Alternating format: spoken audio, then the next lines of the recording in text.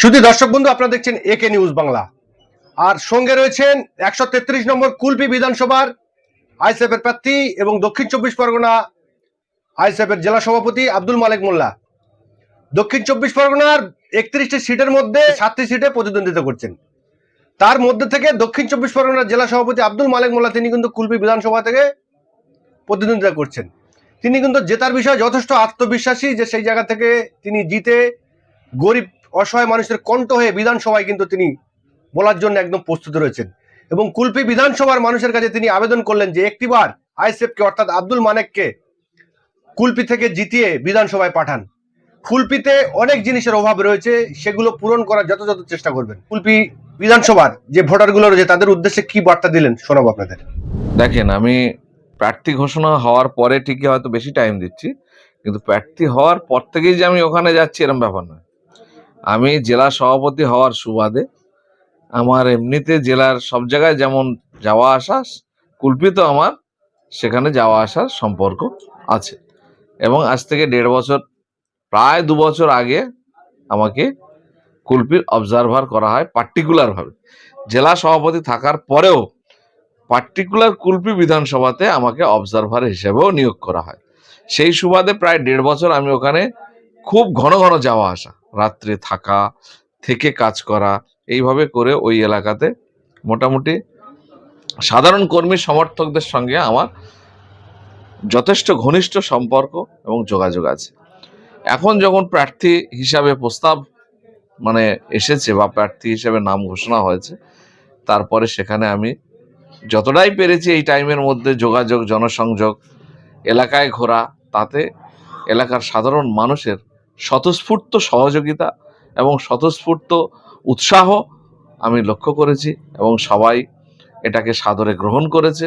এবং আগামী 29-এ যে বিধানসভা নির্বাচন 26 সালের 29 তারিখে, অর্থাৎ এই যে সামনে 29 তারিখ আসছে, 29 তারিখে যে বিধানসভা ভোট, সেই ভোটে আমি আশা করছি যে কুলপির সাধারণ মানুষ সবাই আইএসএফকে ভোট দেবে, খাম চিহ্নে ভোট দেবে, দিয়ে কুলপির নতুন ইতিহাস রচনা করবে। এই জায়গার জেতার সম্ভাবনা যথেষ্ট রয়েছে, কারণ আপনি দক্ষিণ 24 পরগনা জেলা সভাপতি। কি বলবেন যে এই সিটটা থেকে আইএসএফ কি জিততে পারে? ডবল ডিজিটের একজন হতে একটা বিধানসভা হতে পারে কি? আশা করছি আমরা। সাধারণ মানুষ যেভাবে উৎসাহ দেখাচ্ছেন এবং কুলপিতে ইতিপূর্বে যারা ছিল, এখন যারা বর্তমানে আছে, তাদের কার্যকলাপে এলাকার মানুষ অসন্তুষ্ট এবং এলাকার ডেভেলপমেন্টের সমস্যা আছে। সেখানকার স্বাস্থ্যকেন্দ্র, যোগাযোগ ব্যবস্থা, কর্মসংস্থান, শিক্ষা, সব কিছু বিষয়ে একটা বিশাল জটিলতার পরিবেশ আছে। এই সব কিছুর দিক থেকে মানুষ কিন্তু প্রচণ্ডভাবে ক্ষুব্ধ অবস্থায় আছে। বিশেষ করে বর্তমান এসআইআর নিয়ে যে সমস্যা চলছে, মানুষ তিতিবিরক্ত। সেই কারণে আমি যা দেখছি এই টাইমের মধ্যে সাধারণ মানুষ যেভাবে উৎসাহ নিয়ে বেরিয়ে আসছে, সমর্থন করছে আমাকে, তাতে করে আমি মনে করি যে আগামী যে ভোট আসছে সেই ভোটে সাধারণ মানুষ খাম চিহ্নকে অর্থাৎ আইএসএফকে ভোট দিয়ে ওখানে জয়যুক্ত করবে। দক্ষিণ 24 পরগনায় 31টা সিট রয়েছে, সেই 31-এর মধ্যে আপনারা কত সিটে? 7টা সিটে আমরা প্রার্থী দিয়েছি, আর বাকিগুলো জোটের প্রার্থী হয়েছে। সেই 7টার মধ্যে হচ্ছে ভাঙড় আছে, ক্যানিং পূর্ব আছে, ক্যানিং পশ্চিম আছে, বাসন্তী আছে, ঠিক আছে, তার সঙ্গে মগরাহাট পশ্চিম আছে, মন্দির বাজার আছে, কুলপি আছে। এই 7টা সিট আমরা কন্টেস্ট করছি আইএসএফ এর পক্ষ থেকে। বাকি সিটগুলো মোটামুটি জোট সঙ্গী হিসাবে বামফ্রন্ট, তারা তাদের শরিক দলরা সেখানে। তো এই 7টার মধ্যে কটায় আপনারা জিততে পারেন? 7টার মধ্যে আমি তো বলবো 7টাতেই জিতবো, আশাবাদী। তার মধ্যে খুব ভালো পজিশনে আছে ভাঙড়, ক্যানিং পূর্ব, বাসন্তী, কুলপি, ঠিক আছে। কটা হলো? ক্যানিং পূর্ব, ভাঙড়, বাসন্তী, ক্যানিং পশ্চিম, আর হচ্ছে গিয়ে আপনার কুলপি। তাহলে হচ্ছে কটা? 5টা। তার সঙ্গে আছে মগরাহাট পশ্চিম, মন্দির বাজার। আমি যে প্রথম যে 5টা বললাম, এই 5টাতেই কিন্তু একটা টাফ কন্টেস্ট, অর্থাৎ জেতার ভালো সম্ভাবনা আছে। তো বর্তমান যা পরিস্থিতি আছে সেই পরিস্থিতিতে আপনারা যে 7টা সিটে প্রতিদ্বন্দ্বিতা করছেন, প্রধান প্রতিপক্ষ কারা, তৃণমূল না বিজেপি? আমরা কিন্তু প্রধান শত্রু বিজেপিকে মনে করি। দেশের ক্ষেত্রে তৃণমূল, অর্থাৎ রাজ্যের ক্ষেত্রে, দেশের ক্ষেত্রে বিজেপি। এরা দুটোই কিন্তু দেশের শত্রু, সাধারণ মানুষের শত্রু। যার কারণে এদের দুজনের মধ্যে আমি ভিন্নতা খুব একটা দেখি না, কারণ এদের মধ্যে একটা গভীর সংযোগ আছে। এই টাইমের মধ্যে আমরা অলরেডি দেখতে পাচ্ছি যে তৃণমূল এবং বিজেপি দুজন প্রার্থী দিয়েছে, কিন্তু বিজেপির প্রার্থী কোথাও কোনো প্রচার ক্যাম্পেইন কিছু করছে না, রাস্তায় নামছে না, মানুষের কাছে আবেদন করছে না ভোটের জন্য। সুতরাং আমরা যেন একটা গভীর সংযোগ দেখতে পাচ্ছি, গভীর চক্রান্ত দেখতে পাচ্ছি যে এই তৃণমূলকে জেতানোর জন্য বিজেপি কিন্তু বকলমে সহযোগিতা করে যাচ্ছে। না হলে তার যে ভোট প্রচারের যে ক্যাপাসিটি, সেটা আমরা কোথাও কিভাবে পরিলক্ষিত করতে পারছি না। রাজ্যে দেখতে পাচ্ছি যে বিশেষ করে ভাঙড়, ক্যানিং, পূর্ব বিভিন্ন জায়গায় শাসক দল থেকে লোক ভেঙে আপনাদের দলে আসার চেষ্টা বা প্রবণতা। তার একটাই কারণ হচ্ছে বিজেপিকে সহযোগিতা করছে তৃণমূল, তৃণমূলকে বকলমে জেতানোর চেষ্টা করছে বিজেপি।